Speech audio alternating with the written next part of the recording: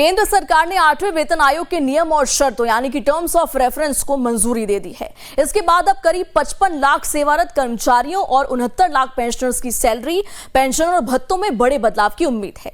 वहीं आयोग को अपनी सिफारिशें सौंपने के लिए 18 महीने का समय दिया गया है। 7वें वेतन आयोग में 2.57 का फिटमेंट फैक्टर लागू किया गया था, जो 2016 से प्रभावी हुआ था।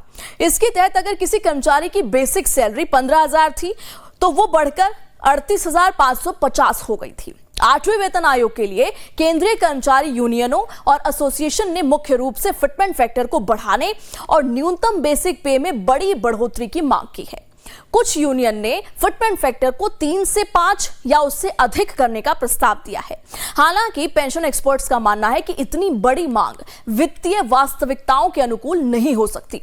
पेंशन एक्सपर्ट्स के मुताबिक आयोग न्यूनतम वेतन की गणना के तरीके में बदलाव कर सकता है। इसके लिए परिवार की उपभोग इकाइयों यानी कि कंजम्पशन यूनिट्स को 3 से बढ़ाकर 5 किया जा सकता है और फिटमेंट फैक्टर को 2.64 करने पर विचार किया जा सकता है। सैलरी में होने वाली अंतिम बढ़ोतरी इस बात पर निर्भर करेगी कि आयोग क्या सिफारिश करता है और सरकार किसे मंजूरी देती है। इसे आप अलग अलग उदाहरणों से समझिए। पहला उदाहरण 60% डीए के आधार पर। मान लीजिए किसी कर्मचारी की बेसिक पे 100 रुपए है। 60% महंगाई भत्ता यानी डीए मिलाकर उसकी कुल कमाई 160 रुपए हो जाती है। नए फिटमेंट फैक्टर के बाद अगर बेसिक पे दोगुनी होकर 200 हो जाती है तो मौजूदा 160 रुपए के मुकाबले उसकी प्रभावी सैलरी में करीब 25% की बढ़ोतरी होगी। दूसरा उदाहरण, जब फिटमेंट फैक्टर 3 होने पर अगर सरकार मौजूदा फिटमेंट फैक्टर को 2.57 से बढ़ाकर 3.0 कर देती है तो एंट्री लेवल की बेसिक पे में 15 से 20% से ज्यादा की बढ़ोतरी हो सकती है।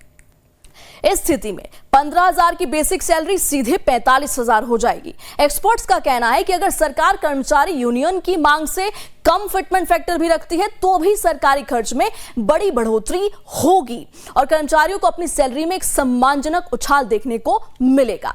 तुलना के लिए, कंपैरिजन के लिए 7वें केंद्रीय वेतन आयोग ने सबसे निचले स्तर के कर्मचारियों की न्यूनतम सैलरी को बढ़ाकर 18,000 प्रति महीने किया था। इसके साथ ही नई भर्ती वाले क्लास 1 अधिकारियों की सैलरी को 56,100 रुपए तय किया गया था। इसकी वजह से 1 जनवरी 2016 से कुल सैलरी और पेंशन में 14.29% की कुल बढ़ोतरी दर्ज की गई थी। राज्यों का दौरा कर रही है 8वें वेतन आयोग की टीम। जी आपको बता दें कि वर्तमान में 8वां वेतन आयोग अलग अलग राज्यों का दौरा कर रहा है। आयोग की टीम वहां कर्मचारी एसोसिएशन और यूनियनों से मुलाकात कर रही है। इस दौरान कर्मचारियों की मांगों और उनके प्रस्तावों के मेमोरेंडम नोट किए जा रहे हैं। यूनियन ने मुख्य रूप से सैलरी रिवीजन और रिटायरमेंट के बाद मिलने वाले फायदों में सुधार की मांग रखी है। अब आपके मन में सवाल यह होगा, जो कि निरंतर होता है, कि कब लागू होगा 8वां वेतन आयोग और कब तक रिपोर्ट आएगी। केंद्र सरकार ने अक्टूबर 2025 में 8वें वेतन आयोग की शर्तों यानी कि टर्म्स ऑफ रेफरेंस को मंजूरी दी थी और पैनल को रिपोर्ट सौंपने के लिए 18 महीने का समय दिया था। हालांकि 7वें वेतन आयोग की जगह 8वें वेतन आयोग को 1 जनवरी 2026 से लागू मान लिया गया है, लेकिन आयोग को अपना काम पूरा करने में करीब 18 महीने का समय लगने की उम्मीद है। आयोग ने मेमोरेंडम जमा करने की आखिरी तारीख को बढ़ाकर 15 जून 2026 कर दिया है। इसके बाद सभी हितधारकों यानी कि स्टेक होल्डर्स के सुझावों की जांच की जाएगी और अंतिम सिफारिशें तैयार होंगी।